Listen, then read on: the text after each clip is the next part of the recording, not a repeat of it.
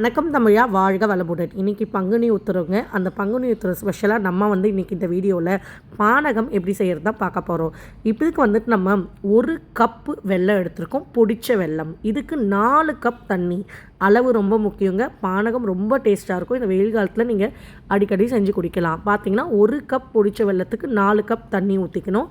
நல்லா இந்த மாதிரி தண்ணியை கரைச்சிட்டு இந்த மாதிரி வடிகட்டிக்கோங்க. ஏன்னா வெல்லத்தில் நான் ஏற்கனவே சொல்லியிருக்கேன், பொடிச்ச வெல்லத்தில் நிறைய கல் இருக்க வாய்ப்பு இருக்குது. இந்த மாதிரி நல்லா வடிகட்டிக்கோங்க. இதை வடிகட்டின அப்புறமா நம்ம இதுக்கு தேவையான பொருட்கள் ரொம்ப சிம்பிளுங்க.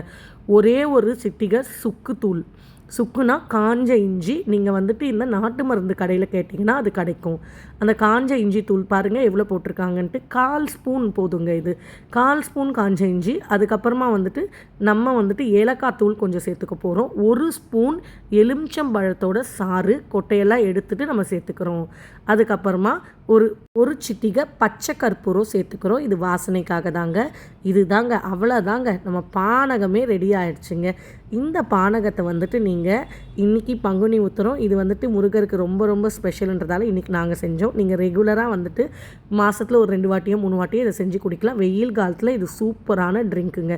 எந்த விதமான கெமிக்கலும் இல்லாத சூப்பரான பானகம் ரெடி. பாருங்கள், இந்த மாதிரி ஊற்றி அப்புறம் குடிக்க வேண்டியது தாங்க. இந்த மாதிரி வீடியோஸ் பார்க்கணுன்னா எங்கள் சேனலான தமிழ்நாடு ஃபேமிலியை லைக், ஷேர் அண்ட் சப்ஸ்கிரைப் பண்ணிக்கோங்க. Thank you friends.